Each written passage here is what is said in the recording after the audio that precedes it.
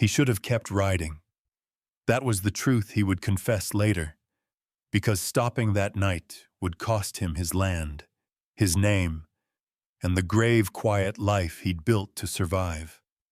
Snow fell thick on Christmas night when Silas Kane lifted his lantern and heard a sound that did not belong in a dead barn, a baby's breath, thin and breaking. He climbed the ladder without thinking, boots slipping, heart already knowing the answer. In the hay lay a woman barely conscious, her arms locked around an infant burning with fever. She whispered one sentence before the dark took her. "Don't give us to the law." By dawn, men with badges would ride for his ranch. By spring, the papers he signed would decide whether the child lived with a name or disappeared without one. Silas would learn that mercy has a price, and that saving them would force him to open a door he had nailed shut 5 winters ago. But the smallest thing was wrong. The baby clutched a silver chain engraved with initials that were not the woman's. If you want to see how this choice destroys and redeems him, subscribe, watch until the final second, and tell me which city you're watching from. The latch gave under Silas Kane's thumb. The barn door moved an inch, then another, letting a blade of black cut into his lantern glow. Wind shoved snow through the crack and slapped it against his face. He had closed that door at sundown. He remembered the hook dropping. Final. His lantern swung once, twice. Gold flashed over drifts, fence posts, the barn wall. Christmas night made the ranch feel hushed, like the world was waiting on a hymn. Inside, the horses stamped and snorted, eyes rolling toward the loft. Silas stepped in. Frost filmed the beams and rafters as if the place had been dipped in glass. The lantern flame bent low, fighting. Breath smoked white and hung there. Then a sound fell from above the stalls. Wrong for a barn. Wrong for a man alone. A baby's cry. Thin. Breaking. Silas stopped so hard his boots squealed on frozen plank. His heart struck once, heavy as a hammer. I should have stayed in the house. He moved anyway. The ladder leaned where it always did. He climbed fast but careful, the wood creaking under him. Dust and chaff rained down. Halfway up he smelled wet hay and something sharper. Iron and sickness. At the top, he swung the lantern wide. A young woman lay curled in loose hay, dark hair crusted with frost. One arm wrapped around a bundle pressed to her chest. The bundle moved, barely. A tiny face turned toward the light, skin too pale, lips almost colorless. The mouth opened, and a sound crawled out, like it had to scrape its way through ice. Silas set the lantern down and dropped to his knees. His gloved hand touched the woman's shoulder. No response. Her skin felt like winter itself. Jesus, he whispered. Prayer, not curse. The baby's chest fluttered, too quick, too shallow. Silas slid 2 fingers to the tiny throat until he found it. Pulse. Weak, but there. The woman dragged in air. Her eyes opened a slit, black, wild, then tried to focus and couldn't. Please, she rasped. Don't give me to them. Outside, wind worried at the boards. Somewhere far off, a fence wire sang. Ma'am, Silas said, voice low, steady as a hand on a bridle. You're freezing. That's what's killing you. Her fingers tightened inside her coat around something that crackled like paper. The baby whimpered and then went quiet in a way that made Silas's gut drop. No time. He shrugged out of his coat and wrapped it around both of them, tucking wool under the baby's feet, under the woman's knees. The cold hit his shirt like teeth. "Can you stand?" She tried. Her body shuddered once and failed, folding back into the hay. Silas slid an arm beneath her shoulders and lifted. She was too light, bone and hunger and running. The baby he kept against his own chest, one hand cupped over the tiny back, feeling the faint rise and fall. "It's all right," he said, and he didn't know if it was true. "Just breathe." He took the lantern and started down. Every step was slow. One wrong shift would drop them into the dark. The ladder creaked, protesting. The woman's head bumped lightly against his shoulder. Halfway down, the baby coughed, wet, tiny, then cried again, stronger by an inch. Silas let out a breath he hadn't realized he'd been holding. He crossed the yard into the wind, lantern held high. Snow swirled hard. The cabin door gave under his shoulder and shut behind him with a solid thud that sounded like a choice. He laid them on the rug by the hearth and went to work. Kindling, embers, then flame, reluctant, then hungry. Orange light spilled over their faces. He warmed water until it was safe, not hot, and worked it over stiff hands and feet with slow patience.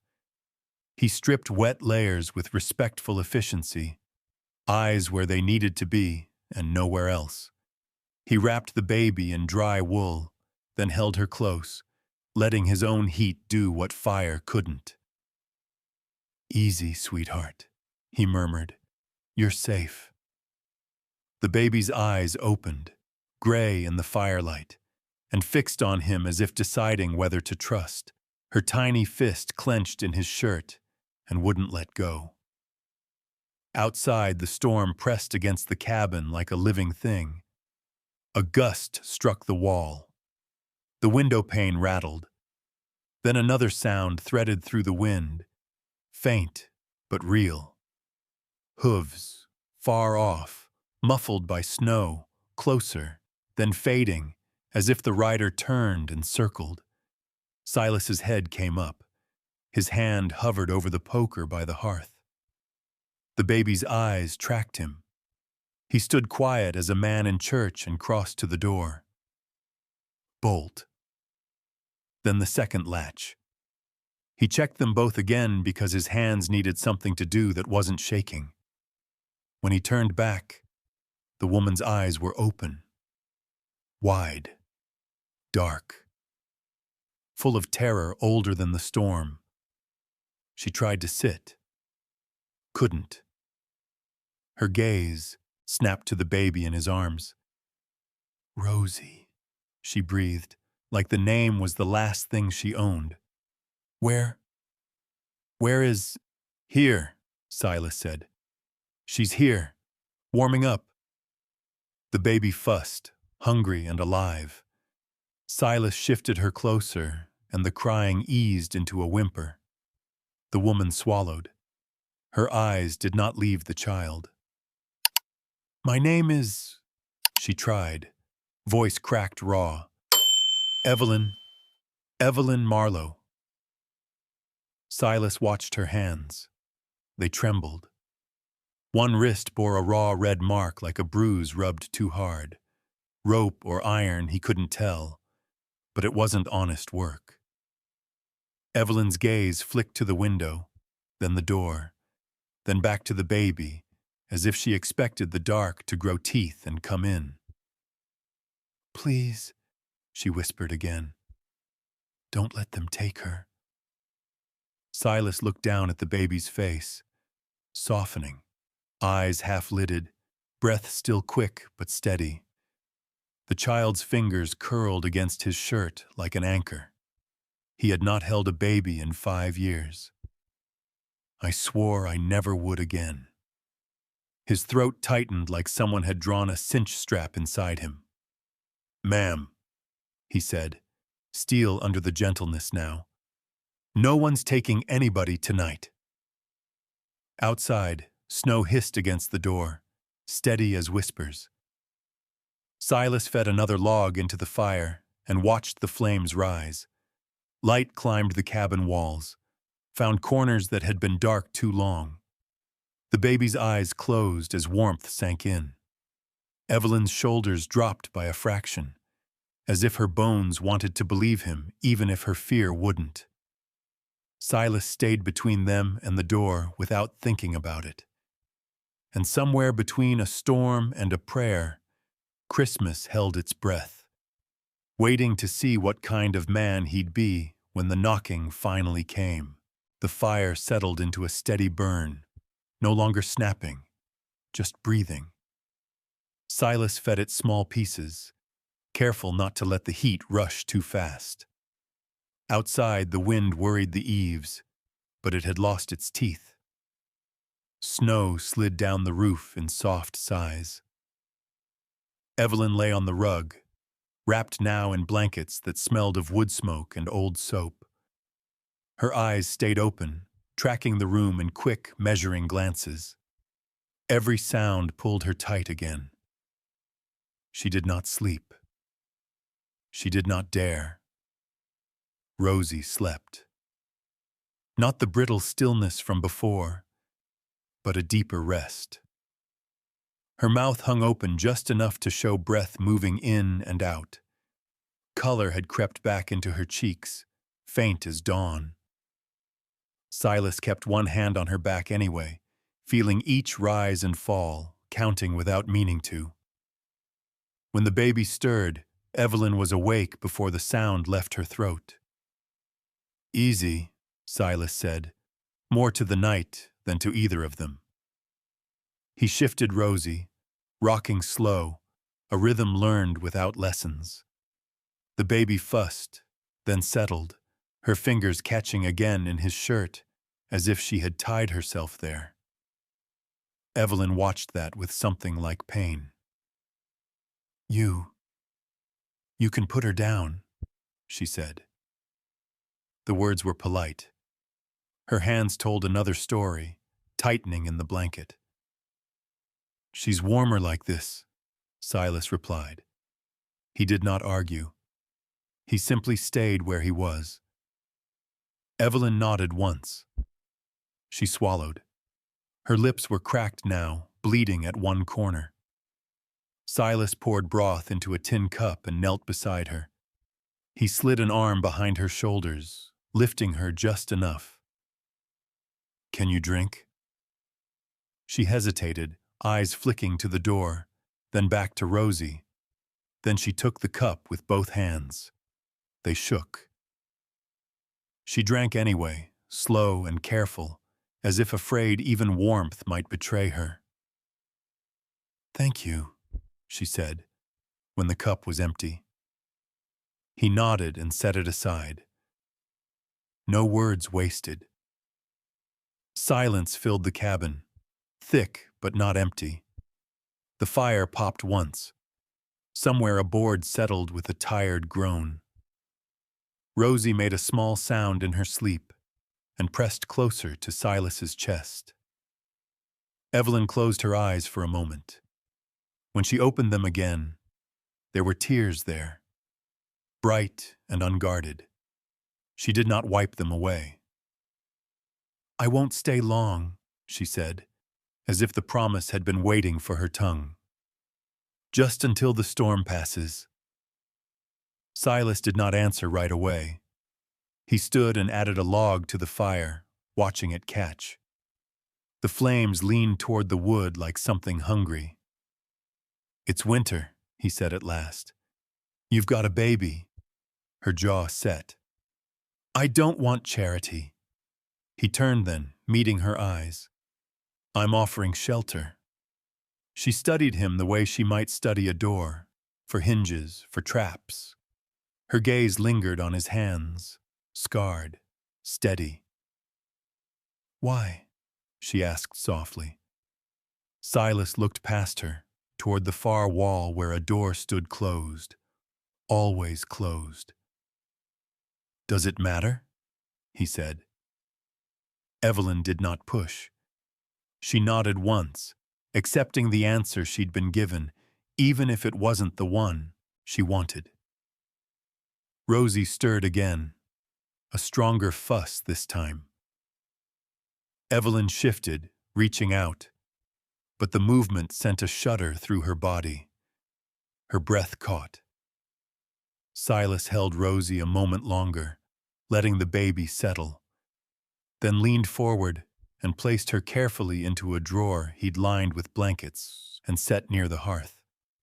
He tucked the edges in around her, making a small nest of wool and warmth. Rosie sighed. Her hand reached out once, caught the air, then fell back. Evelyn's shoulders slumped. Relief looked like weakness on her, and she hated it. Silas turned away, giving her privacy, and busied himself at the stove. He heated water again, tested it, then brought another cloth. "Hands," he said. She obeyed. Her fingers were long, ink-stained even now, the nails short and clean despite everything. He worked warmth into them slowly, watching color return. "You right," he said. Not a question. Evelyn's eyes flicked up. "I used to." He nodded. He did not ask more. Outside, a sound drifted close again. Not hooves this time. Voices carried on the wind, too far to make out words. Then laughter. Men careless with the night. Evelyn stiffened. Her head turned toward the door like a hunted thing. "They're looking," she whispered. Silas did not move to the window. "Not here," he said. "Not yet." Her eyes searched his face. "You don't know that." He met her gaze. "I know my land." A beat passed. Another. The voices faded, swallowed by snow. Evelyn let out a breath that sounded like it hurt. She pulled the blanket tighter around herself. "My daughter," she said, voice rough. She needs milk." Silas nodded. "I can manage something warm. It'll do for now." She watched him work, careful and exact, and something in her expression shifted, fear giving way, inch by inch, to something else. Trust, maybe, or the memory of it. "Mr. she began. "Kane," he said. "Silas Kane." "Mr. Kane." She hesitated. "You didn't ask where we came from." "No," he said. "You didn't ask what they want with us." "No!" Her mouth twitched, not quite a smile. "Most men do." Silas shrugged. "Most men don't find babies in their hay." That earned him a real look. Then, unexpectedly, a short breath of a laugh escaped her before she could stop it. It startled them both. Rosie slept through it, unbothered. Evelyn's laughter died as quickly as it had come. Her eyes filled again, but this time she blinked it back. "I'm Evelyn Marlowe," she said more clearly. "And that's Rosie." Silas inclined his head. "Ma'am." She watched him for a moment, then corrected gently. "Evelyn." He did not repeat it. Not yet. The night wore on. The storm eased its grip, though the cold stayed sharp. Silas worked without rest, rising to tend the fire, to warm water, to check Rosie's breathing. Each time he passed the closed door at the end of the hall, his steps slowed, then carried him past. "I'm not ready," he told the dark. Near dawn, Evelyn's eyes finally closed. Her breathing evened out, the tightness easing from her face. Sleep took her in pieces, like it didn't quite trust the room. Rosie slept on, wrapped in warmth and quiet. Silas sat at the table with a cup of coffee gone cold in his hands. He did not drink it. He watched the light change at the window, watched the snow turn from black to blue to white. Christmas morning came without bells. He rose when the first true light touched the yard. He checked the door, the locks, the tracks outside. Fresh snow had softened everything, filled in the world like it had never been broken. When he came back in, Evelyn was awake again, propped on one elbow, watching Rosie breathe. "She's alive," Evelyn said, as if saying it made it truer. "She is," Silas replied. She looked up at him then, really looked, taking in the gray threaded through his dark hair, the lines around his eyes carved by years of weather and work. "I don't know how to thank you," she said. "No thanks needed," he answered, because that was the truth he could live with. Outside, the sun climbed higher, pale and cold. Inside, the fire held. 2 lives rested in his keeping, and the cabin, long empty of anything but his own breath, had learned the sound of another. Silas stood in the middle of it, hands rough, heart careful, and felt something shift that had been locked in place a long time. Not hope, not yet, just purpose, knocking quiet as snow against a door. Silas stepped outside before the sun cleared the ridge. Cold but clean and sharp, the kind that punished lungs for daring to work. Snow lay smooth across the yard, unbroken except for his own tracks from the night before, and one other thing that did not belong. Hoof prints, not old, not softened by drift, clean-edged, pressed deep. A horse had come close in the night, turned, and gone back the way it came. Silas crouched, ran a bare finger along the print, felt the packed ice inside. Recent. Close enough that whoever rode had likely seen the cabin light. He straightened slowly and scanned the tree line. Nothing moved, just snow-laden branches and the pale morning sky, empty as a held breath. Lord, he thought, not today. Inside, the cabin was quiet, fire low but steady. Evelyn sat on the rug, back against the hearth, Rosie cradled to her chest now, nursing.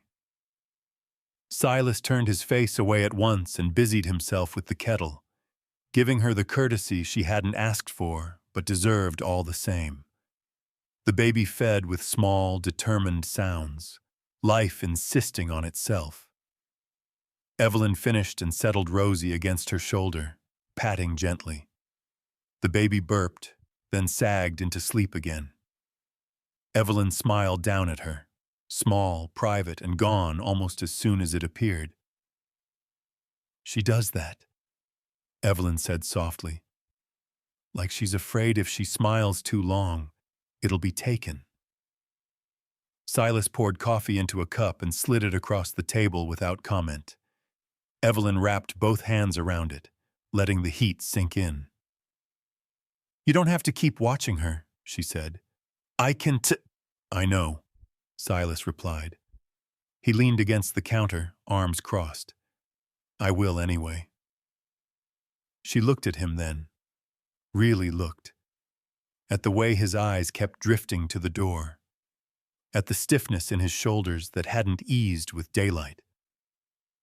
"You saw something," she said. Silas didn't answer right away. He reached for his coat, shook snow from it, then set it aside again like he'd changed his mind halfway through a thought. "There were tracks," he said finally. "Horse. Came close." Evelyn's hand tightened reflexively on Rosie's blanket.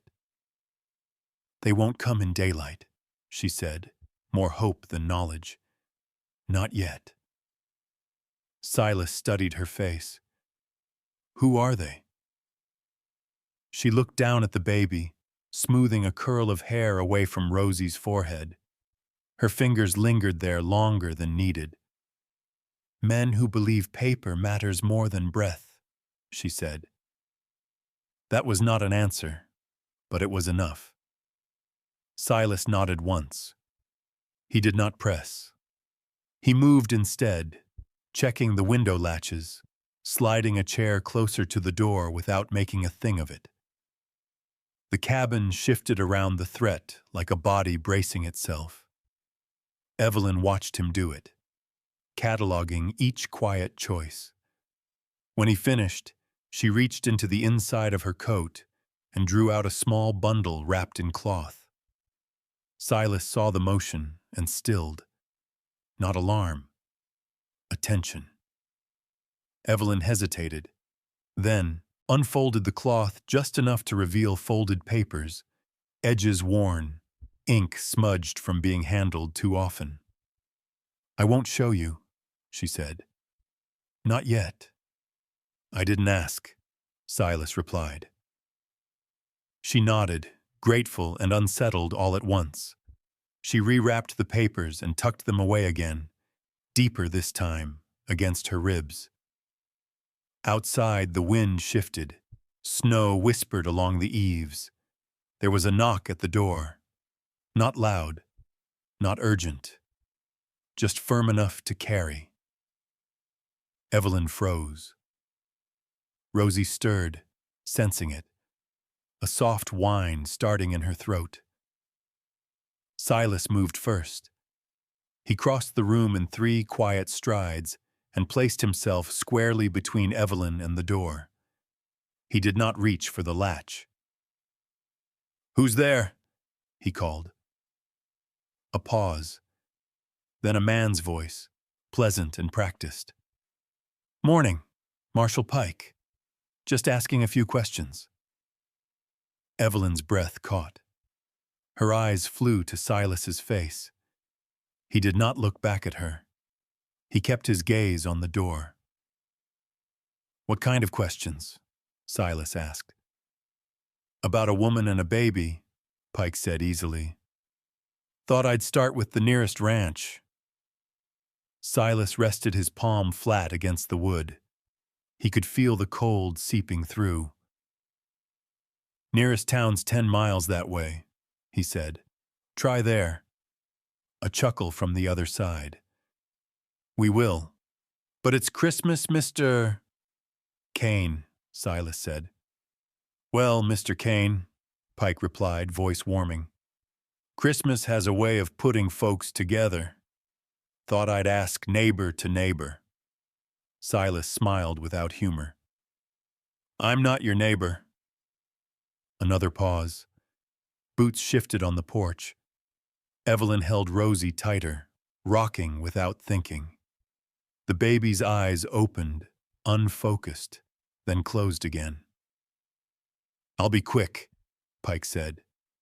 "Haven't you seen a woman traveling alone? Dark hair. Looks like she's been through a hard winter." Silas thought of frost in hair, blue lips, a baby scraping breath out of ice. "No," he said. "And a baby," Pike pressed. "Infant girl." Silas did not hesitate. "No." The silence stretched, long enough to weigh something. "Well," Pike said at last, "if you do, there's a reward for information. Times are tight." "I know," Silas answered.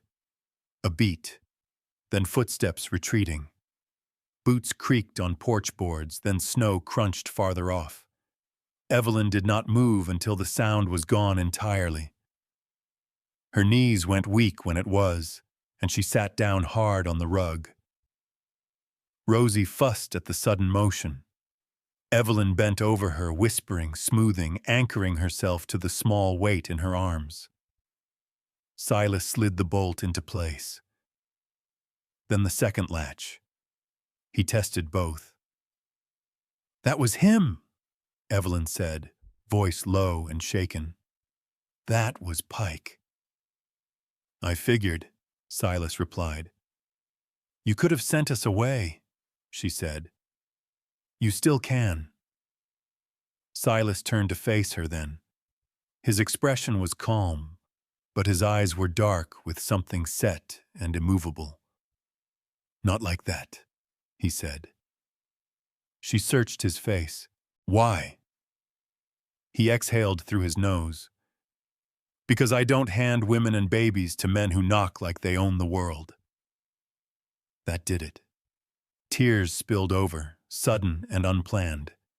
Evelyn bowed her head, breath hitching as she fought to quiet herself. "I didn't steal her," she said into Rosie's hair. "I swear to God I didn't." Silas crossed the room and crouched in front of her. He did not touch her. He kept his hands where she could see them. "I believe you," he said. Her head snapped up. "You don't even know me." He met her eyes.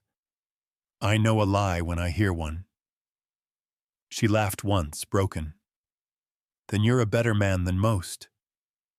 "I've had practice, Shaman," he said, and did not explain.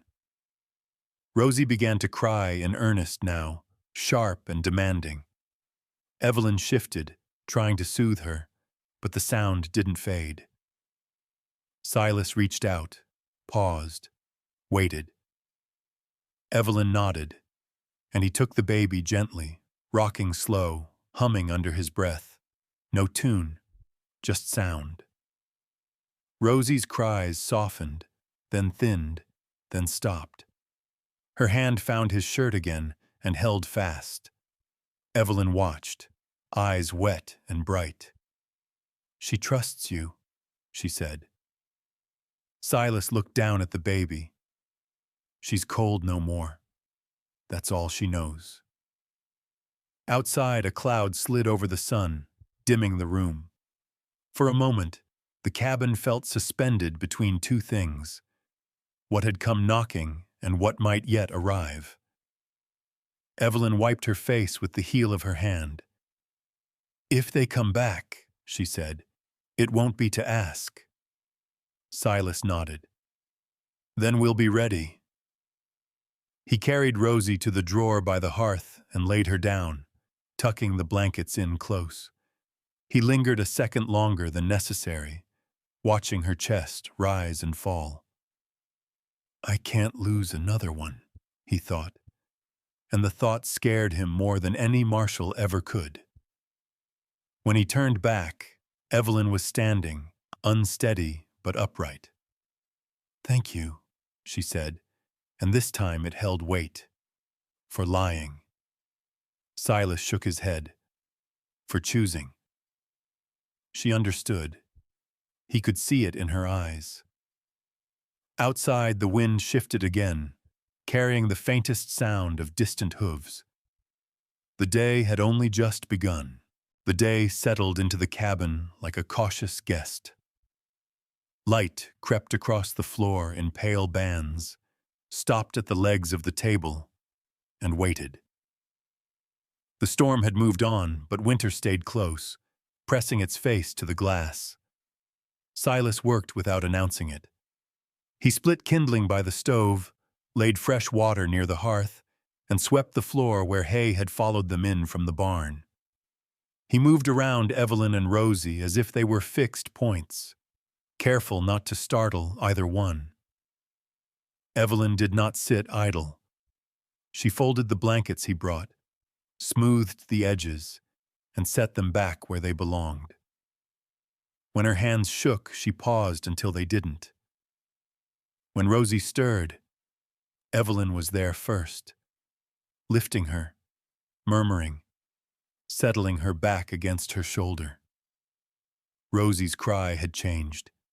It had weight now, not the brittle edge of cold, but the demanding sound of a child who expected to be answered. Silas noticed. He pretended not to. He brought out bread and eggs and cooked a simple meal on the stove. He served Evelyn first and waited until she took a bite before he touched his own plate. "I can eat later," she said, seeing him hesitate. "You need strength," he replied. "She needs you strong." That ended it. Evelyn ate. The quiet that followed was different from the night's hush. It had room in it. The fire ticked. Coffee steamed. Outside, snow slid from the roof in soft avalanches that sounded like sighs. After breakfast, Silas pulled a ledger from a shelf and set it on the table. He turned it so the spine faced Evelyn, not him. "Can you read figures?" he asked, casual as weather. Evelyn looked at the book, then up at him. "Yes." He pushed it toward her. "Tell me if these columns make sense." She hesitated, then opened it. Her finger traced the page, quick and sure. She frowned once, flipped back, and then tapped a line with her nail. "That one's wrong," she said. "You carried the 4 twice." Silas leaned over her shoulder, close enough to smell soap and smoke in her hair.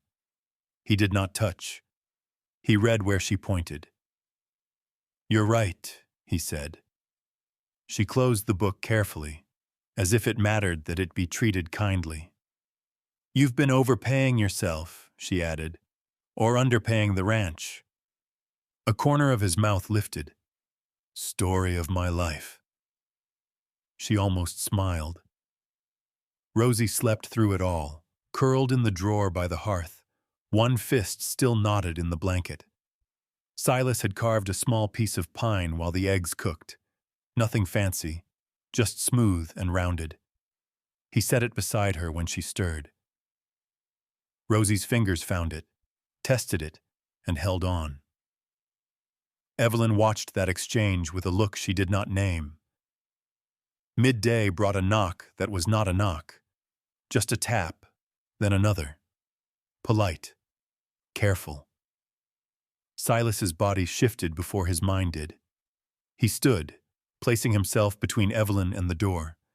His hand did not go to a weapon. It rested flat against the wood. "Who is it?" he called. "Mateo," came the answer. "From the south pasture." Silas slid the latch and opened the door just enough to see the man's face. Mateo's hat brim was rimmed with ice. His eyes flicked past Silas, quick, then back. "You hear anything?" Silas asked. Mateo shook his head. "Saw a rider on the ridge an hour back. Didn't come down." Silas nodded. "Check the far fence. Quiet." Mateo's gaze shifted again, this time landing on Evelyn. He took in her posture, the baby near the fire, the closed door down the hall. His face gave nothing away. "Yes, sir," he said, and tipped his hat. To Evelyn, not Silas, before turning back into the cold. Evelyn released a breath she'd been holding. "He knows." "He knows to mind his work," Silas said. She studied him. "And if he doesn't?" Silas closed the door and set the latch. "Then I'll know." The afternoon wore on. Snow brightened, then dulled. The fire burned low and was fed. Rosie woke hungry and was fed. Life narrowed to its essentials, and in that narrowing something like peace took shape. Evelyn found a needle and thread in her bag and mended a tear in Silas's shirt without being asked. The stitches were small and even. She cut the thread clean and pressed the seam flat with her thumb. "You don't have to," he began. "I know," she said. "I want to." He nodded. He understood wanting to make yourself useful, when usefulness felt like proof you deserved to be there. Late afternoon, Silas stepped outside to bring in more wood. When he came back, his boots left wet prints on the floor.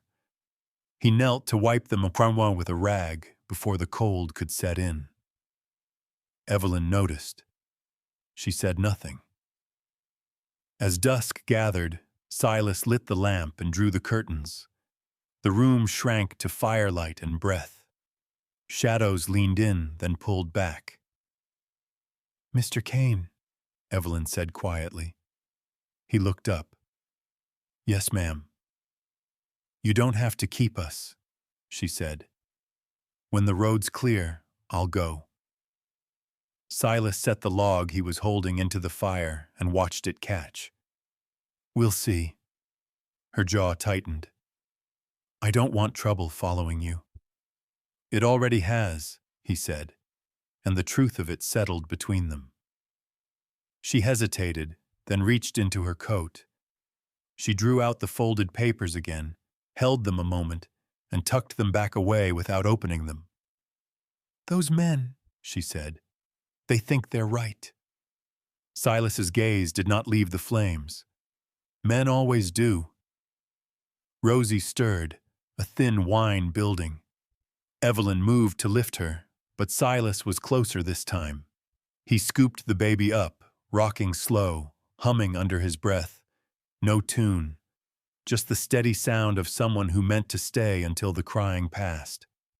Rosie quieted, cheek warm against his chest. Evelyn watched, her eyes dark with something like fear. "She doesn't go to strangers," she said. "Not anymore." Silas glanced down. "I don't feel like one." The words hung there, heavier than they should have been. Evelyn looked away first. Outside, the wind rose again, bringing with it the faint jingle of metal far off. A bridle, a spur. Too distant to swear to. Silas's shoulders squared. He crossed the room and checked the locks again. Then he did something he hadn't meant to. He opened the door at the end of the hall. The room beyond was small and clean and untouched by time. Dust lay thin on the furniture. A cradle stood by the wall, its wood pale in the lamplight. Folded cloth rested on a shelf, waiting for hands that had never come. Silas stood there, one breath, two. Then he closed the door again, gentle as a benediction. Evelyn had seen it anyway. She said nothing. She only held Rosie closer when Silas returned, as if she understood that some doors were meant to stay shut until they weren't. Night came fully. The fire settled. The lamp burned low. Silas took the chair by the door and sat, boots planted, hands folded, a quiet sentinel. Evelyn lay down on the rug. Rosie tucked close, one arm around her like a vow. "I won't stay long," Evelyn whispered again, to the ceiling this time. Silas did not answer. He watched the shadows move and listened to the wind. Faith, he had learned, was not loud. It was a thing you did with your body when no one was watching. Somewhere beyond the trees, a horse turned and turned again. Inside, the cabin held. Morning came thin and colorless, like it was rationing itself. Silas was already awake when the light found the window. He had not slept so much as rested with his eyes closed, counting sounds. The fire settling, Rosie's breath, the house shifting as the cold tightened and loosened its grip. He rose without noise and stepped outside. The snow had fallen again in the night, just enough to hide what had been there before, but not well enough. Tracks showed through in places where the wind had scoured the surface clean. Horse, two of them this time, circling wide, careful. Whoever rode knew land, knew how to wait. Silas straightened and breathed out slow. Lord, give me time. Inside, Evelyn was awake, sitting up against the hearth with Rosie bundled close. She watched his face the moment he came back in. She didn't ask. She didn't have to. They came back, she said. Yes. How many? At least 2. Evelyn nodded, the way someone nods when the worst thing confirms itself. She shifted Rosie higher on her shoulder. The baby blinked, calm, unaware of maps and men and paper. Silas moved to the stove, poured water, set it to warm. He worked the way he always did when there was no room for panic, hands busy, mind clear. He placed bread on a plate, cut it, set it where Evelyn could reach. You eat, he said. She shook her head. Not until you eat, he repeated, firmer. She did. There was a knock an hour later. This one was different, louder, certain. Silas didn't move right away. He let the sound settle, let the men outside know they'd been heard, and nothing more. Then he crossed the room and opened the door just enough to look out. Marshal Gideon Pike stood on the porch, star bright against his coat, 2 deputies flanking him. Snow dusted their shoulders. Pike's smile was practiced, easy, like he'd brought a gift instead of trouble. Morning, Mr. Kane, Pike said. Cold one. Silas rested his arm against the doorframe. What do you want? Pike's gaze slid past him, just a fraction, enough to be rude. Just finishing my rounds. Thought I'd follow up. On what? Pike produced a folded paper and tapped it against his palm. We're looking for a woman. Goes by Evelyn Marlowe, accused of kidnapping an infant. Evelyn stood where she was, spine straight, Rosie quiet against her. She did not move toward the door. She did not move away. Silas didn't look back at her. You already asked. And I'll ask again, Pike said pleasantly. Because sometimes folks remember different when they're given time. Silas said nothing. Pike sighed, like a man disappointed in the weather. He reached into his coat and drew out a small pouch, heavy enough to speak for itself. He set it on the porch rail. There's a reward, Pike said. Information only. No trouble for anyone who helps the law. Silas looked at the pouch. Then he nudged it with the toe of his boot. It fell, into the snow, landing with a dull, final sound. Pike's smile thinned. You know, Pike said, your tax record's a bit complicated. Land like this, remote, papers go missing, things get re-examined. Silas met his eyes. You done? Pike studied him a moment longer. Not yet. His gaze shifted again, sharper this time. He raised his voice just enough to carry. Ma'am, if you're inside, you ought to hear this. Evelyn moved then, not toward the door, but into clearer view, Rosie on her hip. Her face was pale but steady. Pike's eyes lit, quick and satisfied. There you are. Rosie stirred, sensing the change. Evelyn tightened her hold, rocking once. That's her, Pike said. You've got my job done for me, Mr. Kane. Silas stepped fully into the doorway now, blocking the view. She's a guest, Pike chuckled. She's a criminal. Evelyn spoke before Silas could. I didn't steal her. Pike's eyes flicked to the baby. That's not what the paper says. Silas felt something hot and old rise in his chest. He pushed it down. You've made your point, Silas said. Now you can leave. Pike's smile vanished. You don't tell me where to go. One of the deputies shifted his weight. Metal whispered. Silas didn't raise his voice. You don't come into my house.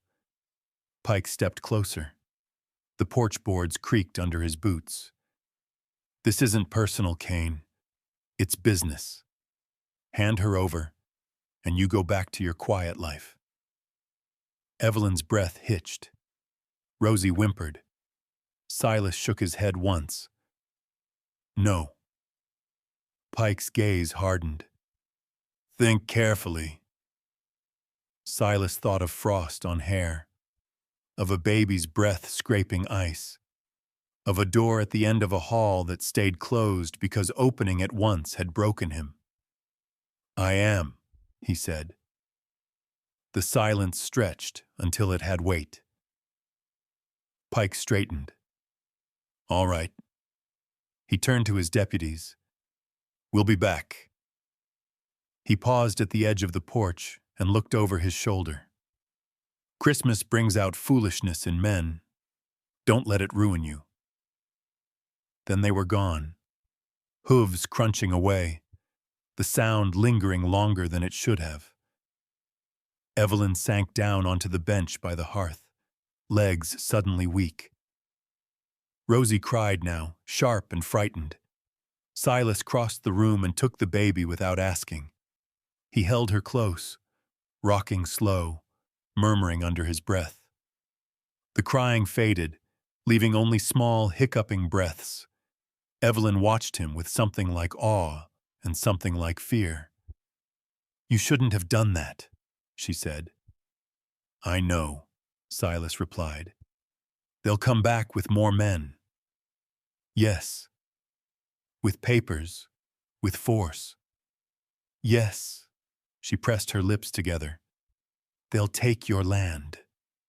Silas looked down at Rosie's face, red from crying, alive and furious at the world. Land can be bought back, he said. Evelyn's voice dropped. Children can't. He met her eyes. Exactly. She looked away, first. Silas carried Rosie to the hearth drawer and laid her down, tucking the blankets tight. He lingered a second, longer than needed. I won't lose another one. When he turned back, Evelyn was standing again. She reached into her coat and drew out the folded papers at last. Her hands shook. These are why they're after me, she said. Proof, names, money changing hands. Silas did not take them. Keep them. They'll kill for these. Then they won't get them, he said. She stared at him. Why are you doing this? Silas thought of a grave under a cottonwood tree, thought of a cradle that had never rocked. Because someone once told me I had too much heart to waste it on being alone, he said. Evelyn swallowed hard. Outside, the wind picked up again, carrying with it the faint sound of distant riders turning back. The day darkened, and with it the understanding that what had begun as shelter had become something else entirely. A stand. Snow fell again by afternoon, light but steady, like a hand laid flat over the land. It softened edges, blurred distance, and made every sound carry farther than it should. Silas noticed it first in the way the wind slid along the cabin walls instead of striking them. A waiting sound. He checked the perimeter while Evelyn stayed inside. He did not tell her to. She did not ask. At the barn, he dragged a broken sled against the back wall to hide fresh tracks. He scattered ash from the stove along the narrow path between buildings, dulling the shine of packed snow. Mateo would have done it faster, better. Mateo was not here. When Silas returned, Evelyn was kneeling by the hearth, folding cloth. Rosie lay nearby, awake, chewing on the smooth pine rattle with fierce concentration. "She likes things that don't break," Evelyn said quietly. Silas nodded. "World's short on those." He set down the wood and hung his coat. His eyes moved, measuring. Fire, door, window, the narrow hallway that ended in a single closed door. He did not look at that door long. Evelyn followed his gaze anyway. "What's back there?" she asked. Silas answered with action. He stepped between her and the hall, not sharply, just enough to change the shape of the room. "Storage," he said. That was not a lie. It just wasn't the truth. Rosie fussed, a thin sound like a question. Evelyn lifted her, murmuring. The baby settled, fingers curling into the fabric of Evelyn's dress. Silas watched that hand, how it held, how it trusted. He turned away. Later, as light faded and the lamp was lit, there came another visitor. Not Pike. Not a knock. A woman stood in the doorway when Silas opened it, stamping snow from her boots. She wore a wool coat too thin for the weather and a look that had learned how to weigh risk quickly. "Ada Kingsley," she said. "I run the boarding house in town." Silas didn't invite her in. "What do you want?" Ada's gaze flicked past him. She saw Evelyn. She saw the baby. Something like recognition crossed her face before she smoothed it away. "I came to sell eggs," she said, lifting a basket, "and to say what folks are saying." Silas hesitated, then stepped aside. He did not like surprises near his fire, but he liked ignorance less. Ada entered, rubbing her hands together. "Cold enough to make you believe in hell," she said lightly. Evelyn inclined her head. "Ma'am." Ada smiled at her tight. "You don't look like a thief." Evelyn said nothing. Ada set the basket down and lowered her voice. "Marshal Pike's been busy. He says there's a woman kidnapping infants. Says she killed someone to get one." Rosie whimpered. Evelyn's arms tightened. Silas stepped closer. "You done?" Ada met his eyes. "Not yet. I'm saying you ought to know what's coming. He's talking about taking land. About examples." "Why tell us?" Evelyn asked. Ada's mouth twitched. "Because I once believed a paper over a person, and it cost me more than money." Silas watched her carefully. "You being paid?" Ada shook her head. "Not for this." She picked up her basket. "If you want help, come to town quiet. If you don't, leave before morning." She paused at the door. "Christmas makes people brave. Or foolish." She glanced back at Evelyn. "Sometimes both." When she was gone, the cabin felt smaller. Evelyn set Rosie down and stood. "She recognized me." "Yes," Silas said.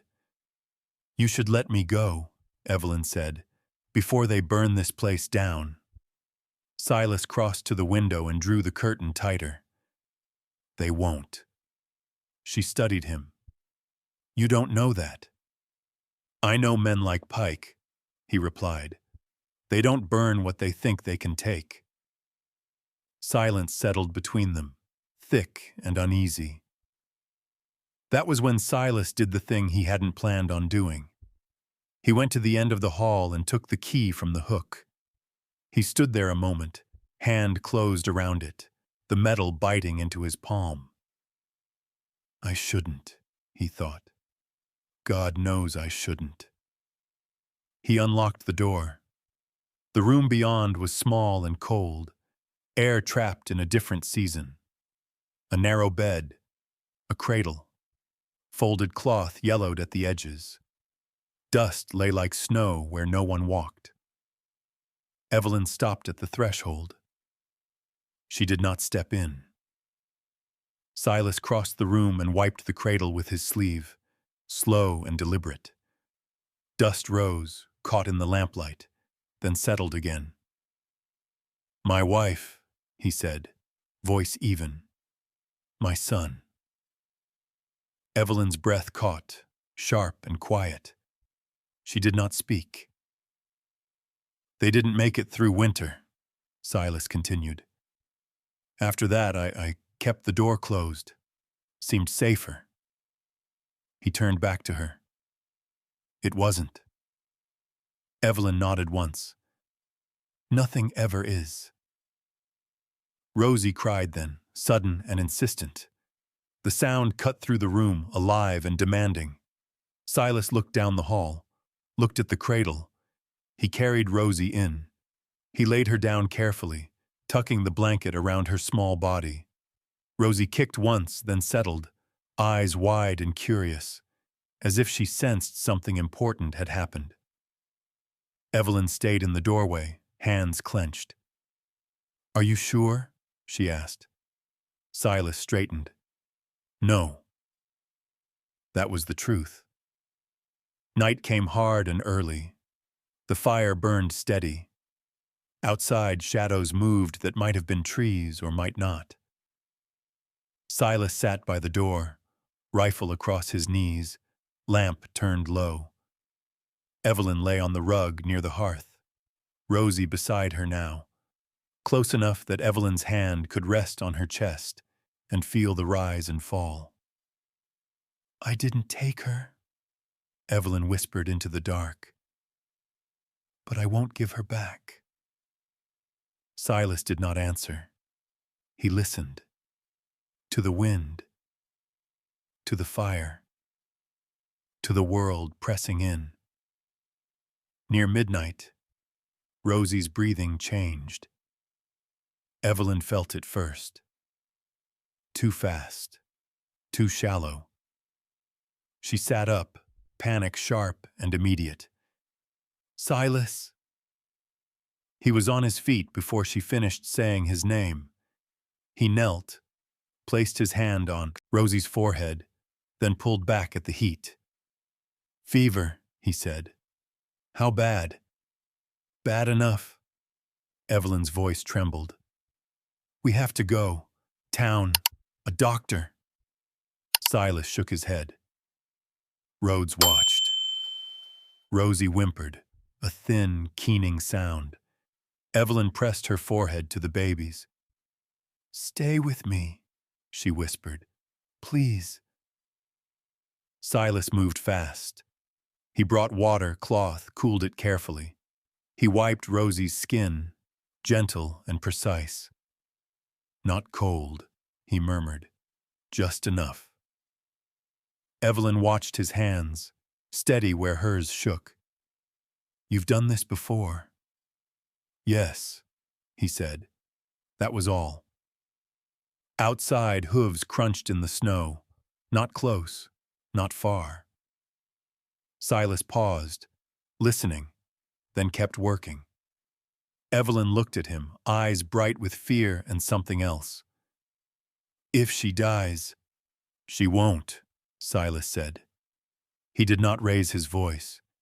He did not soften it either. Rosie cried, then quieted, then cried again. Time stretched thin as wire. Silas worked through the night, changing cloths, counting breaths, praying without words. Once, just once, the thought slipped through him, unbidden and sharp. "Don't take her too." He crushed it down and kept his hands moving. Near dawn, the fever broke. Rosie slept, damp and exhausted, breath finally even. Evelyn sagged forward, forehead to the floor, shaking with silent relief. Silas sank back against the wall, muscles burning. Outside, the sky lightened, pale and fragile. The knock came again, distant but certain. This time it would not be a question. Silas stood. Whatever peace they'd built had done its work. Now it would have to hold. The knock did not come again right away. That was how Silas knew it was worse. He stood by the door with the rifle held low, barrel angled toward the floor, listening to the way sound carried in cold air. Rosie slept, finally. The fever's heat bled off into damp cloths piled near the hearth. Evelyn knelt beside her, hands hovering, afraid to touch and wake what had been fought for all night. Silas eased the door open an inch. No one stood on the porch. Snow drifted in, light and harmless. The yard lay empty. Too empty. He stepped outside and closed the door behind him. The cold struck clean. He turned slowly, counting angles the way he'd learned to do when there were more graves than friends. Tracks cut the yard in a wide arc. Horses had come and gone without announcing themselves. Men patient enough to wait for daylight. Men certain of paper. Silas followed the tracks to the edge of the trees and stopped. There, pressed into the snow with deliberate care, lay a folded sheet weighted by a stone. He picked it up. A notice. Official. Ink crisp and dark. Notice of seizure. Land and improvements subject to review. Silas folded it once and slid it into his coat. He did not tear it. He did not curse. He stood there until the cold burned his lungs and made him breathe again. Lord, he thought, not like this.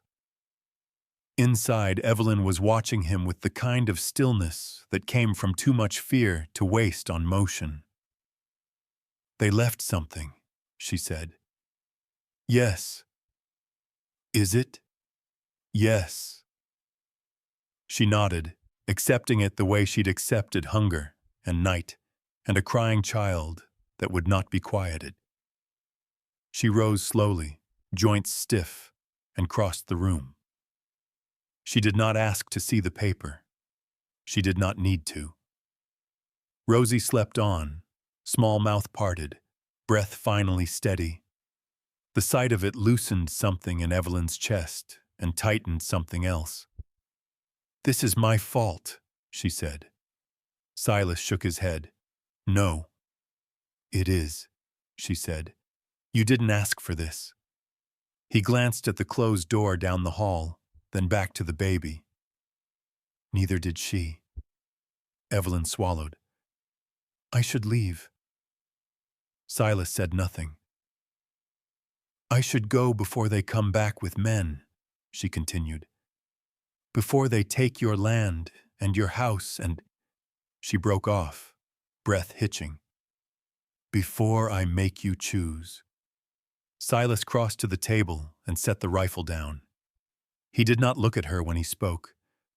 You don't get to decide that alone. She let out a short laugh that held no humor. I don't want charity. This isn't charity, he said. It's weather. She stared at him. What does that mean?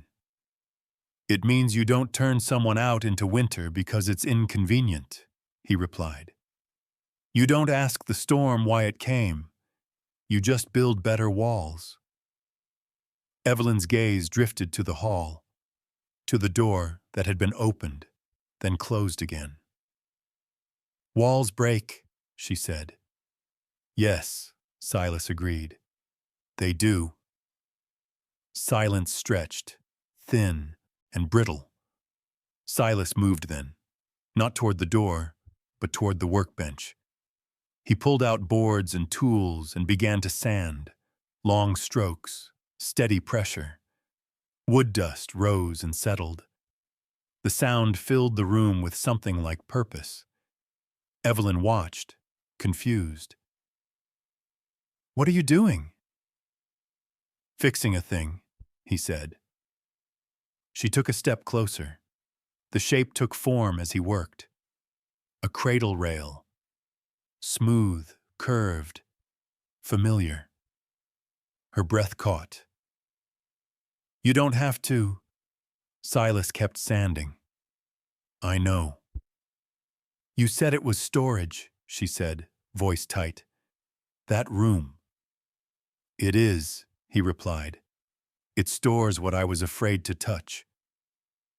She looked at the wood in his hands, at the careful way he smoothed an edge that would never be seen. For after? She asked. He did not answer right away. He tested the curve with his thumb. For later. The words fell between them like ice. Evelyn straightened. Something closed in her face, quiet and final.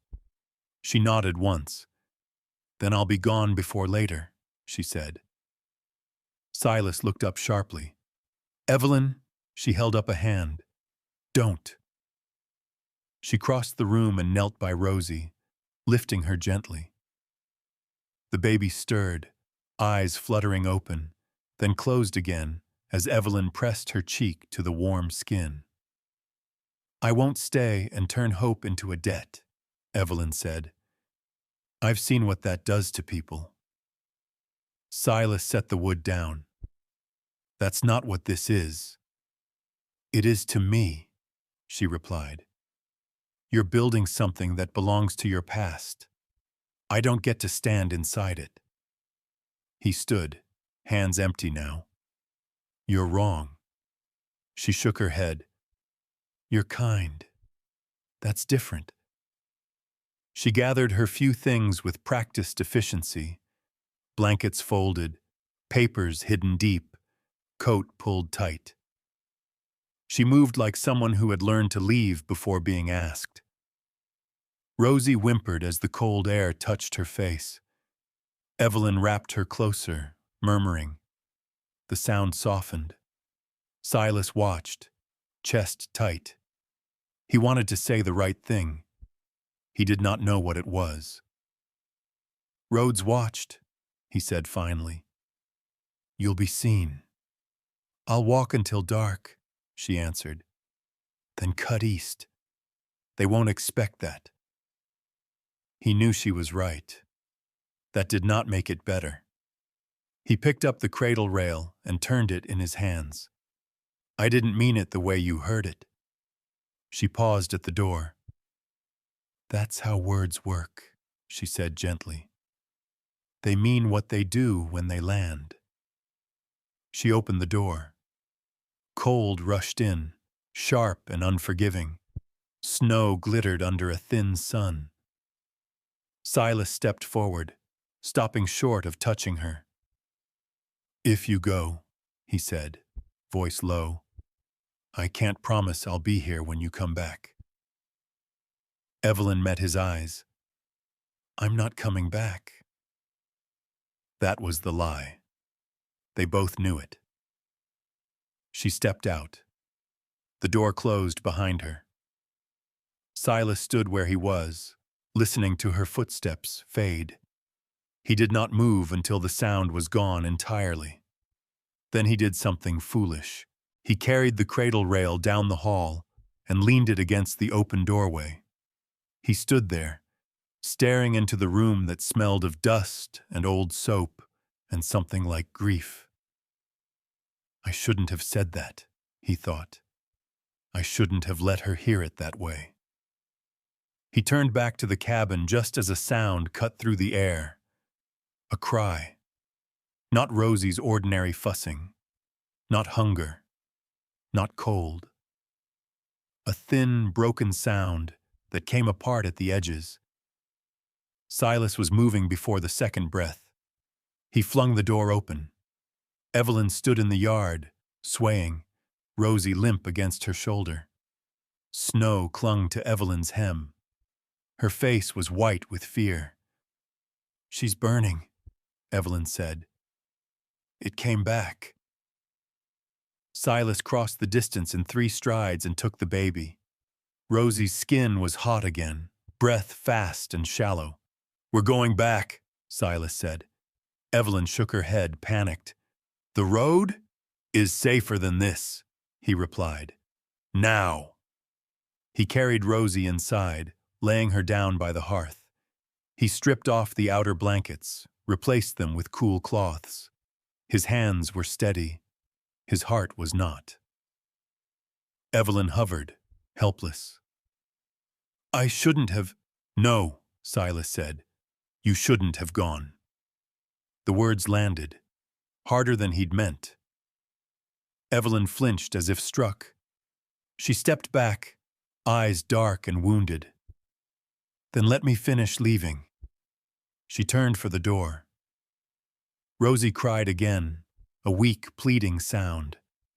Evelyn froze. Silas closed his eyes. "I've done it now," he thought. "I've turned warmth into winter." He set his jaw and kept working. Cloth, water, breath counted. He did not ask Evelyn to stay. He did not tell her to go.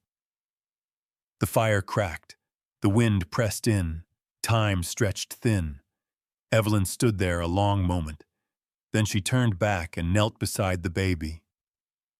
"I'm not leaving her," she said, "to no one and to everything. Not ever." Silas nodded once. It was not forgiveness. It was not peace. It was the choice they had left. Outside, a horse whinnied, distant and watchful. Inside, the heat held, barely. They did not argue about it. There was no time left for that kind of pride. Silas had the horse hitched, and the small wagon pulled around before the fire settled. He moved with the calm that came after a decision had already been paid for. Evelyn wrapped Rosie tight. Layers counted and checked twice, then climbed up with care, bracing the baby against her chest to keep the wind from finding skin. The sky had the color of tin. Snow came down in thin needles, stinging but light.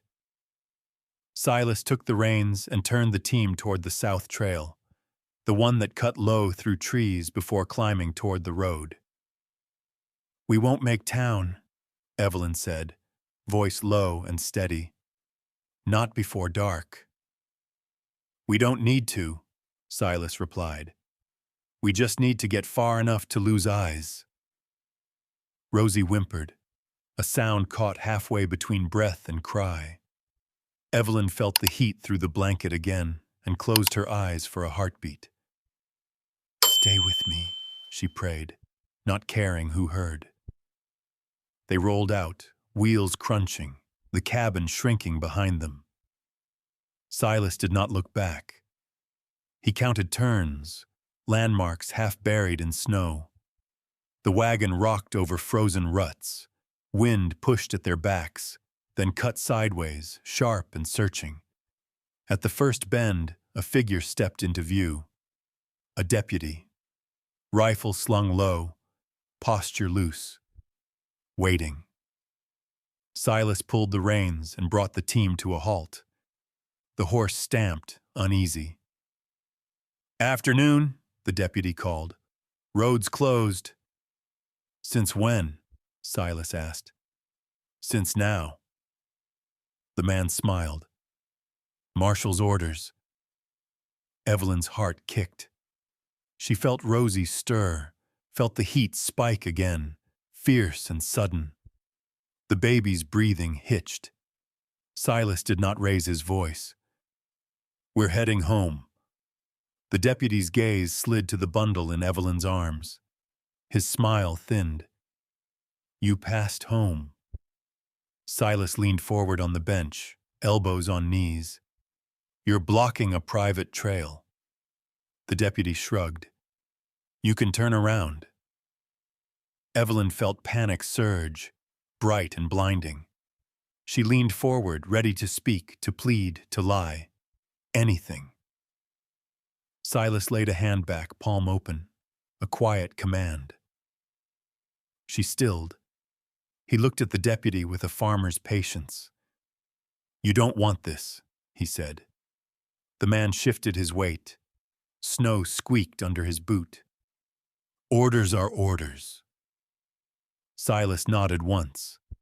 Then he snapped the reins and wheeled the team hard to the right, off the trail and into the trees. The deputy shouted. A shot cracked the air, not aimed, just noise meant to stop them. The wagon lurched over roots and frozen brush. Branches scraped wood and cloth. Evelyn bent over Rosie, shielding her, counting breaths out loud because it was the only way not to scream. 1, 2, 3.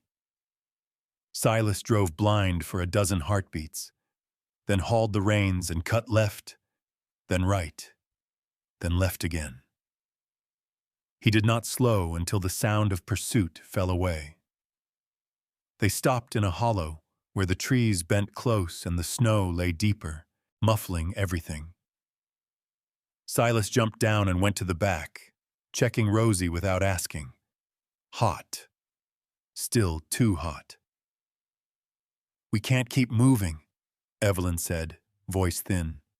"She won't hold." Silas scanned the hollow. A dark shape lay half buried against a rise. A collapsed line shack. Roof slanted and broken. Door gone. "There," he said. They got Rosie inside and laid her on a blanket against the far wall, out of the draft. Silas broke ice for water and cooled it carefully, testing it against his wrist before pressing cloth to the baby's skin. Evelyn watched his hands, memorizing their steadiness. She pressed her forehead to Rosie's, whispering prayers she'd learned as a girl and others she was making up now. Silas worked without comment. He counted breaths. He listened to the wind. He listened for riders. Time stretched thin and wire-tight. Outside, hooves crunched. Not close, then closer, Silas stilled. One hand on Rosie, one on the rifle leaned against the wall. He did not raise it. A shadow passed the doorway. Another. "Check the hollow," a voice said. Pike's voice, so smooth and certain. Evelyn's heart slammed. She closed her eyes, fighting the urge to clutch Rosie tighter and make it worse. Silas leaned forward and whispered, barely sound. "When I say go, you go." "Where?" Evelyn breathed. "Back," he said. "Alone." She shook her head, tears hot. "I won't." Silas met her eyes. "You will if you have to." Footsteps came closer. A lantern beam cut across the snow, then slid past the doorway without stopping. Pike laughed, low. "She won't be far. Sick baby slows a woman down." Evelyn bit her lip hard enough to taste blood. Silas's jaw set. He lifted his head and called out, "Marshal!" The footsteps stopped. The lantern swung back. Pike appeared in the doorway, star bright, breath puffing white. He took in the scene at a glance. Blankets, water, the baby's red face. "Well," he said, "looks like I was right." Silas stood, placing himself between Pike and Rosie. "You'll leave." Pike's smile widened. "You'll hand her over." "No." Pike stepped inside. The shack creaked. "Don't make this worse." Evelyn rose to her knees, voice steady despite the fear tearing at her.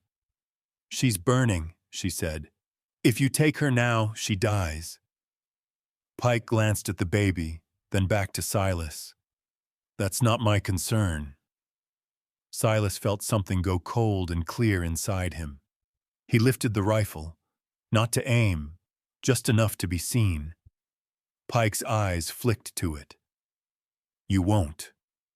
Silas nodded once. I will. The world held its breath. Then a shout from outside. Marshal! A deputy stumbled into view, hat askew. There's people on the ridge, townfolk, the woman from the boarding house, and, he swallowed, a preacher. Pike swore under his breath. He backed up a step, eyes never leaving Silas. This isn't over, he said. Silas did not answer. Pike turned and left, boots crunching, lantern bobbing away into the trees. The hollow went quiet again. Evelyn sagged forward, shaking.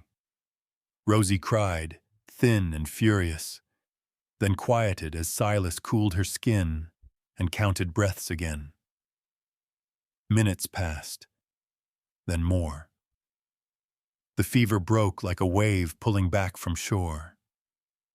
Rosie slept, deep and heavy, breath finally even. Evelyn collapsed beside her, tears falling freely now, unchecked. Silas leaned against the wall and closed his eyes. For a second, just one, he let himself believe. They did not stay in the hollow. When the light softened and the wind shifted, they moved back the way they'd come, slow and careful, leaving no straight line to follow. By the time the cabin came into view again, dusk had settled in full. Silas carried Rosie inside and laid her near the hearth. Evelyn followed, hands trembling, then knelt and bowed her head. "Thank you," she whispered. "I don't know how, but thank you." Silas stood by the door, listening to the quiet return. He watched the fire catch, watched Rosie's chest rise and fall. They had gone out and come back changed. The road had turned them around, and nothing that turned back ever came home the same. Night closed in tight around the cabin, the kind that pressed its weight against the walls and listened. The fire burned low and steady, a careful heat, tended like a promise that could still be broken if handled wrong. Rosie slept. Not the fragile doze from before, but a deeper thing. Her small mouth slack, breath slow and sure.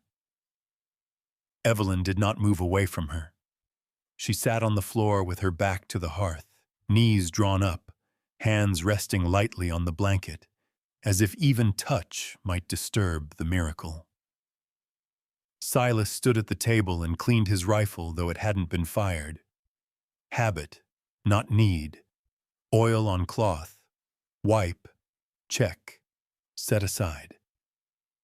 He kept his movements quiet, respectful of the sleep in the room. For a long time, no one spoke. Outside, wind brushed the eaves and moved on. Somewhere far off, a horse called and was answered. Then silence again. Evelyn broke it. "There's something I should tell you," she said. Silas did not look up. "If it can wait until morning, it can't." He nodded once and finished what he was doing, then set the rifle against the wall. He took the chair opposite her and sat, elbows on his knees, hands open. "All right," he said. Evelyn reached into her coat and drew out the chain. The silver caught the firelight and flared. She held it up, the small disc swinging. "You saw this," she said. Silas nodded. "I did. It isn't mine." She swallowed. "It never was." She turned the disc so the letters showed clear.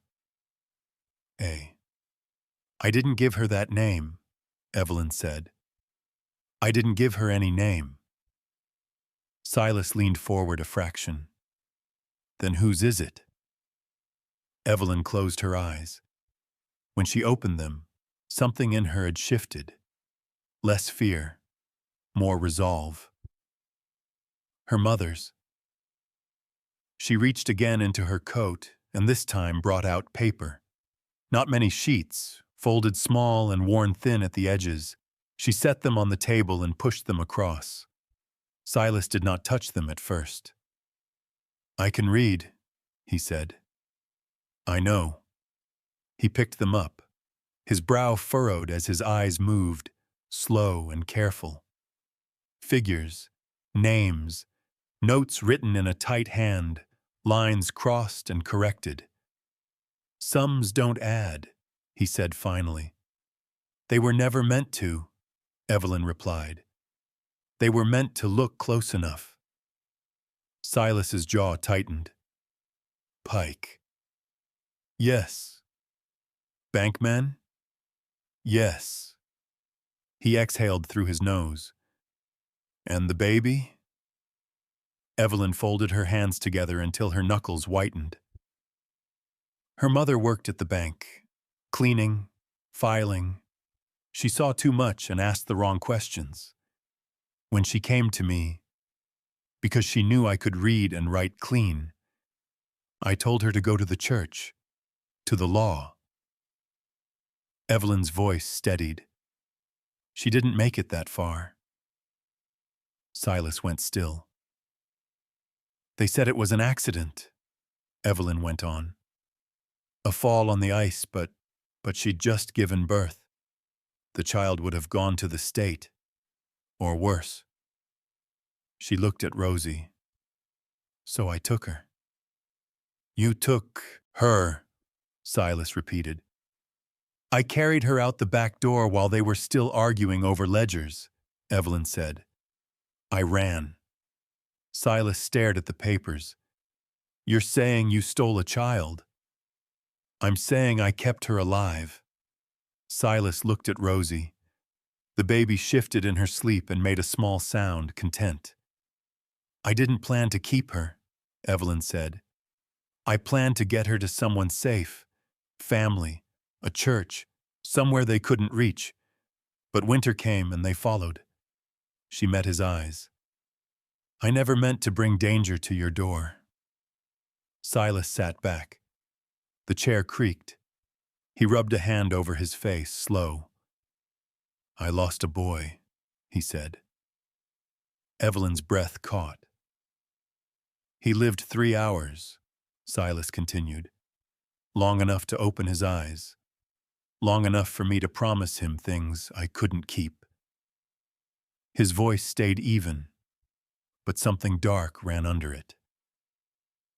"I buried him and his mother under the cottonwood. Then I locked the room and stopped thinking about what came after." Evelyn said nothing. "I don't say that for pity," he went on. "I say it so you know what you're asking." "I'm not asking," Evelyn said quietly. "I'm telling." Silas nodded. He reached for the chain and held it a moment, the silver warm now from his palm. "She's not yours by blood," he said. "No." "But she's yours by choice." "Yes." Silas stood and crossed the room. He knelt by Rosie and laid the chain back on her chest, tucking it beneath the blanket. "She'll need a name," he said. Evelyn watched him. "She already has one." "From you?" "No." Evelyn's lips curved, faint and sad. "From the woman who loved her enough to die scared." Silas bowed his head. They were quiet again, the fire ticking as it settled. A knock came at the door. Silas rose in one smooth motion and went to it, opening only enough to see. Reverend Hart stood outside, snow crusting his coat. Behind him, June Odell stamped her feet and blew on her hands. Further back, 2 shapes lingered in the dark. "We heard," the Reverend said, "that you came back." Silas opened the door wider. "Come in." They crowded close to the hearth, hands out, faces easing as warmth took hold. June went straight to Rosie, checking her with practiced touch. "Fever's down," she said. "Praise God." The Reverend crossed himself. "Indeed." Silas nodded toward the table. "There's business," he said. The Reverend followed his gaze and saw the papers. His expression sharpened. Evelyn spoke then, steady and clear, laying it out without flourish. Names, sums, what she knew and how she knew it. The Reverend listened, jaw set, eyes grave. "This will anger powerful men," he said when she finished. "I know," Evelyn replied. "And the child?" "She stays," Silas said. The Reverend looked at him. "On what grounds?" Silas held his gaze. "On the grounds that I say so." June snorted. "That won't. Hold in court." Silas did not blink. "Then I'll make it hold." The Reverend studied him a long moment. Then he nodded. "There are papers we can draw. Temporary guardianship. A declaration before witnesses." He glanced at Evelyn. "Marriage would make it simpler." Evelyn stiffened. "I won't trap him." Silas spoke without looking at her. "No one's trapping anyone." June looked between them.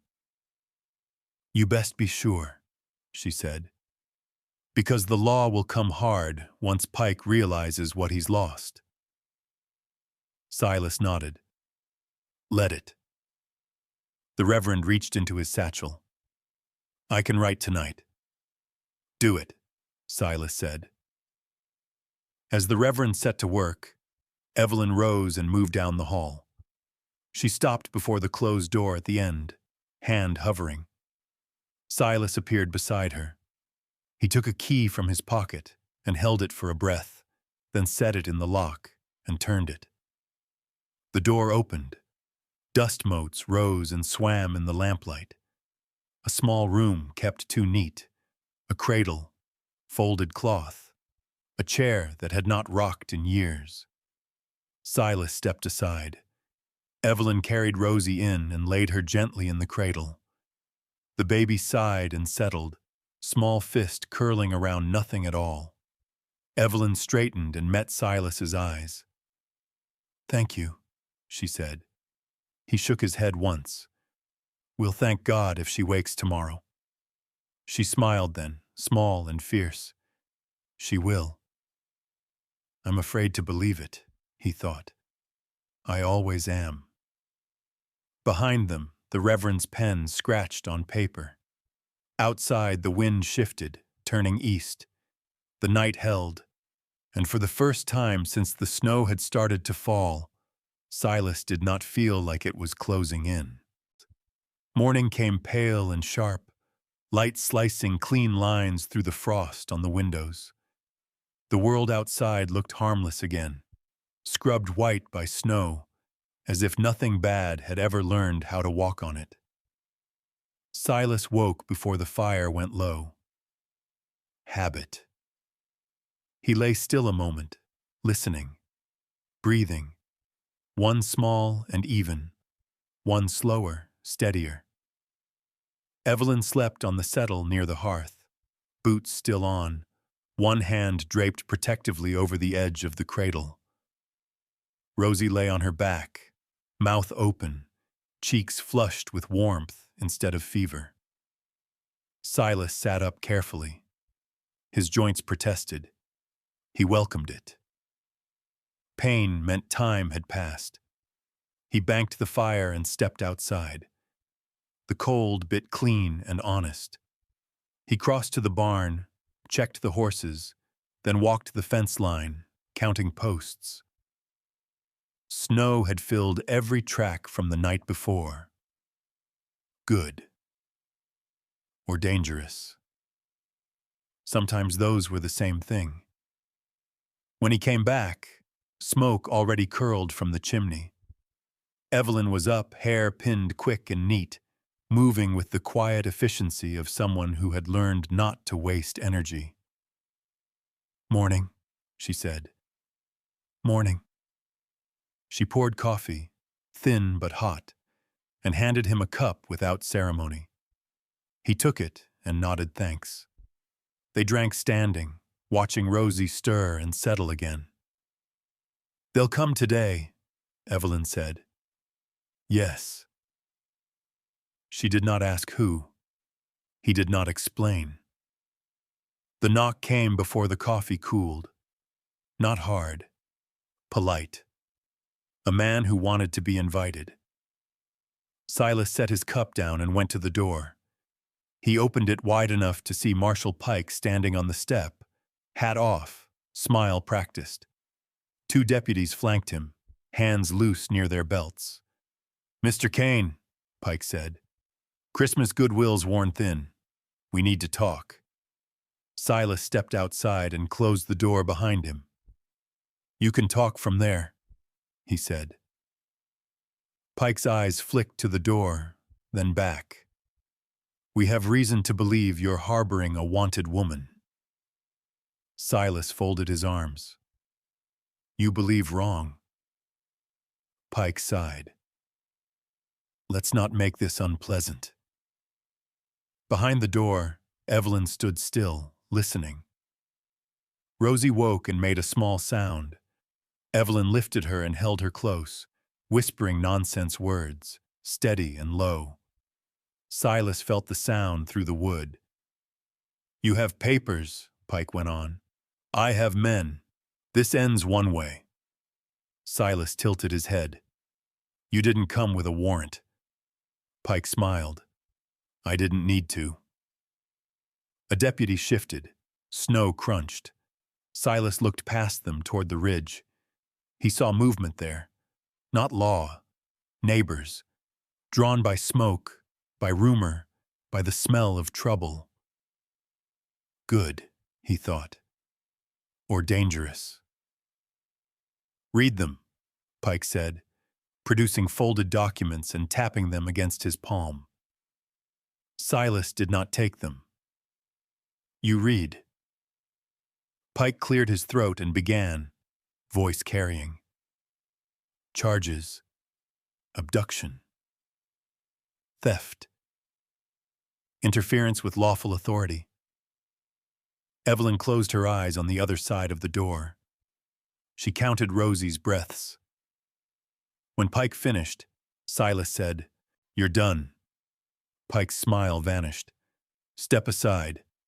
"No. You're choosing the wrong side of the law." Silas's voice stayed even. "I'm choosing the right side of a door." Pike stepped closer. "Last chance." Silas leaned forward, close enough that Pike could smell coffee and wood smoke. "You cross this threshold," he said softly, "and you'll have to carry me out." Pike held his gaze. Something unreadable flickered there. Calculation, perhaps, or annoyance that the easy path had closed. A voice called from the yard. "Marshal!" June Odell came through the gate, skirts hiked, breath puffing. Reverend Hart followed, Bible tucked under one arm. Behind them, Ada Kingsley hovered, eyes bright with fear and resolve. "What's this?" June demanded. "You scaring babies now?" Pike turned, irritation sharp. "This doesn't concern you." "It does if you're lying," June shot back. The Reverend stepped forward. "I have affidavits," he said calmly. "Witness statements and papers filed last night." Pike laughed. "Filed where?" "Here," the Reverend said, "and copies on the way." Silas opened the door then, just enough for Evelyn to be seen, Rosie in her arms. A murmur rippled through the small crowd. Pike's eyes locked on the baby. "There she is," Evelyn's voice carried, clear and unbroken. "Her name is Rosie." Pike stepped toward her. Silas moved with him, shoulder to shoulder, blocking. You'll hand her over, Pike said. Now. No, Evelyn said. Pike gestured. A deputy reached for his cuffs. Ada Kingsley found her voice. Marshal, she said, if you take her, you'll have to take me too. Pike stared. What? Ada swallowed. I saw the books. I signed where you told me. I won't do it again. A hush fell. June snorted. Well, that's a start. The Reverend lifted his papers. These documents place temporary guardianship with Mr. Kane, witnessed and sworn. Pike's face darkened. Those won't hold. Maybe not, Silas said, but you'll have to tear them from my hands. Pike looked at the crowd, at the ridge, at the door that would not open. He weighed options. He chose wrong. He lunged. Silas took the hit square and drove Pike back into the snow. A deputy grabbed for Silas's arm. He shook free and planted his feet. Evelyn stepped back, turning Rosie away, her body a shield. Someone shouted. A gun came up. Another hand knocked it aside. Time fractured into pieces. Silas felt a blow at his ribs and welcomed it. He swung once, hard and clean, and Pike went down. Breath knocked from him. The deputies hesitated. The crowd surged closer. Reverend Hart raised his voice. Enough! It carried. It always had. The deputies looked at Pike on the ground, then at the people watching. One of them reached down and unpinned Pike's star. Silas saw it fall into the snow, bright against white. Pike stared up, disbelief raw. You can't, the deputy's voice shook. I can. Silas stepped back. His chest burned. He tasted blood and smiled without meaning to. Evelyn came to him, eyes searching. He nodded. She let out a breath she'd been holding since dawn. Rosie fussed, then settled. The Reverend began to read, voice steady, words anchoring the moment. Names, dates, declarations. When he finished, the crowd did not cheer. They simply stood there, the way people do when something has shifted and they don't yet know how far. Pike was hauled to his feet, pale and shaking. This isn't finished, he spat. Silas met his eyes. No, he said, but this is enough for today. The deputies led Pike away. Snow began to fall again, soft and thick, erasing tracks as fast as they were made. Inside, the cabin filled with breath and movement and quiet relief. The Reverend set the papers on the table. You'll need to go to town, he said. Make it official. We will, Silas replied. Evelyn laid Rosie back in the cradle. The baby blinked up at the world, then smiled, sudden and bright, as if she knew something the rest of them were still learning. Silas watched her and felt the weight in his chest shift, just a little. I'm still here, he thought. Somehow. Outside, the door stood open, letting light spill in. And for the first time, he did not rush to close it. The crowd thinned the way snow did when the wind shifted. Slow at first, then all at once. Neighbors drifted back toward fences and chores, carrying the moment with them like a thing that would be talked about later, carefully, in kitchens and barns. Silas shut the door after the last of them left. He did not bolt it. The cabin felt changed, not warmer, quieter, as if the walls themselves were listening. Reverend Hart gathered his papers, stacking them neat. June Odell shrugged back into her coat. She'll need watching another day, June said, nodding toward the cradle. "Fever can turn sly." "I'll stay," Evelyn said at once. June looked at Silas. "You too." Silas nodded. "I'm not going anywhere."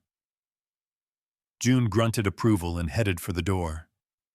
The Reverend paused with his hand on the latch. "You did right," he said softly. Silas did not answer. Praise made him uneasy. The Reverend seemed to understand and let it go. When they were alone again, the quiet pressed closer. Evelyn sat by Rosie, sewing needle flashing in the firelight as she mended a tear in the baby's blanket. Her hands were steady now. Silas watched them, thinking of all the things hands remembered, even when hearts tried to forget. He moved down the hall without announcing himself and stopped at the closed door. The lock stared back, dull with age. For years, he had passed it without seeing, or seeing and refusing to stop. He stood there now, listening to the murmur of Evelyn's voice as she hummed to Rosie, something wordless and old. Silas reached into his pocket and felt the key. Cold. Familiar.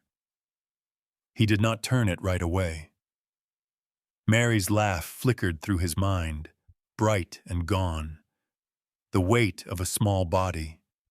A promise whispered into a life that hadn't stayed long enough to hear it. I should have kept riding, he thought, the old confession rising unbidden. God help me. He turned the key. The door opened with a sound like a breath released. Dust lifted in the lamplight, slow and gentle. The room beyond waited exactly as he'd left it. Crib tucked against the wall, folded cloth on a shelf, a small wooden horse carved and never played with. Silas stepped inside. He did not touch anything. He stood and let the room take him in. Evelyn appeared in the doorway behind him. She did not cross the threshold. I won't, she said quietly. He shook his head. You can.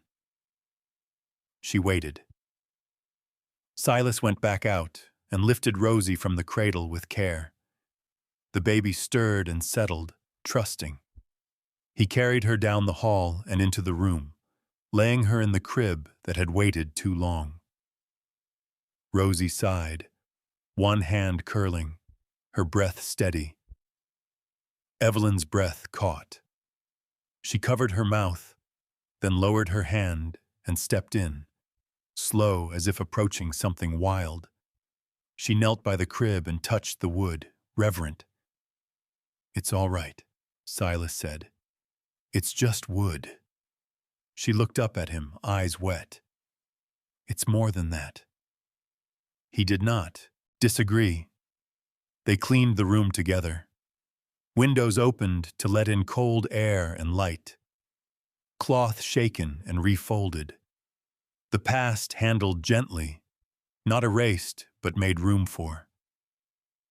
By afternoon, the light shifted, and the world outside settled back into its winter rhythm. Smoke rose straight from chimneys. A hawk circled, patient.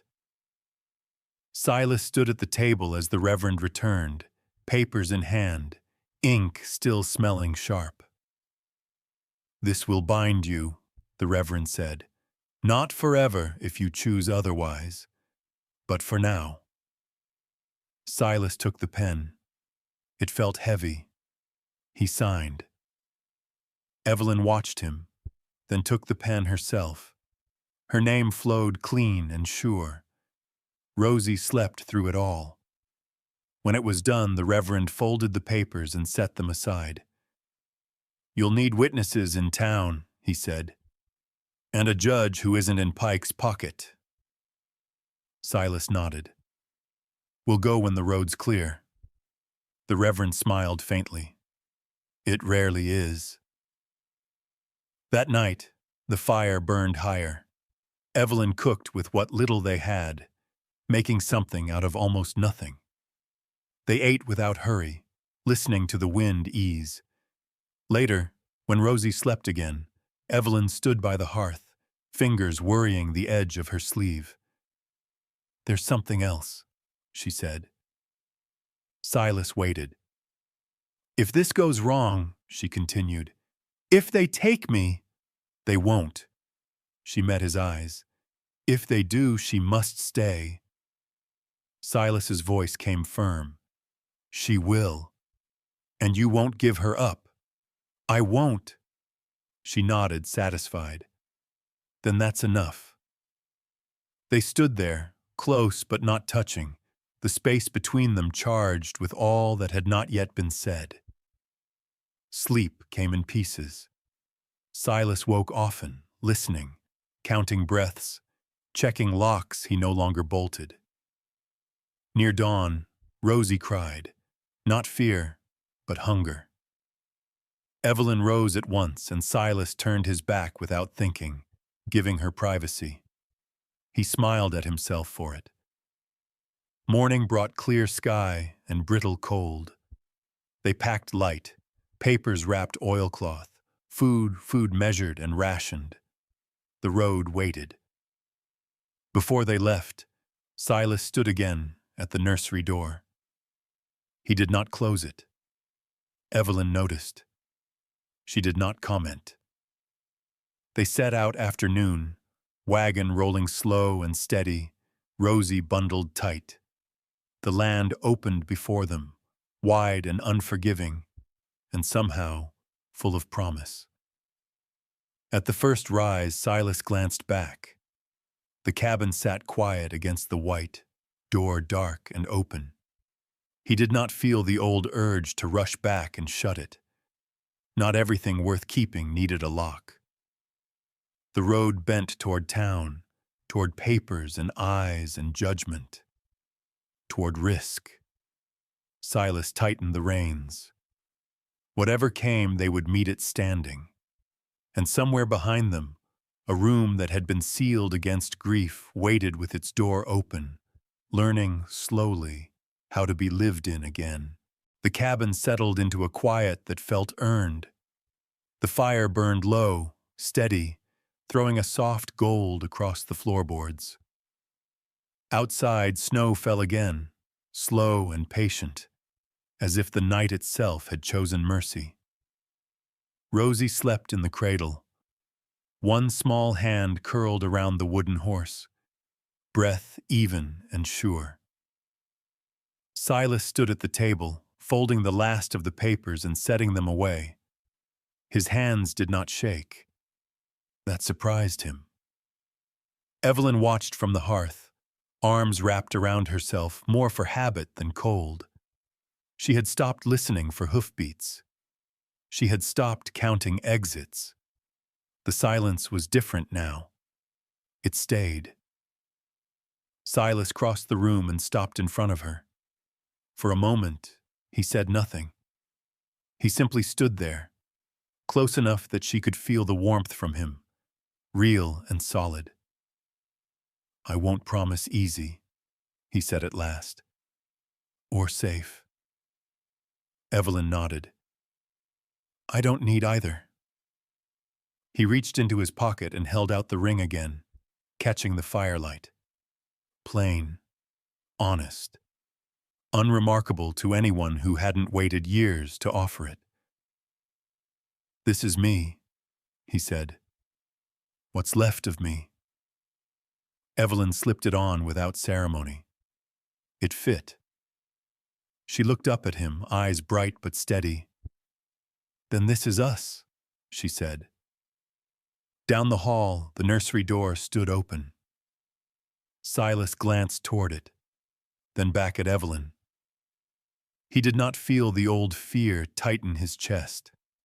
The room no longer felt like a wound. It felt like a place waiting to be used.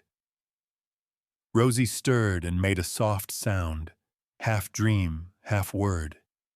Evelyn smiled and went to her, lifting her gently, pressing her close. "We're here," she whispered. "All of us." Silas watched them, something loosening inside him that had been knotted too long. "I thought love was what killed me," he admitted silently. "I was wrong." Outside, the wind moved through the trees and passed on. The snow kept falling. Inside, 3 lives held to one another, and for the first time in years, the night did not feel like an ending.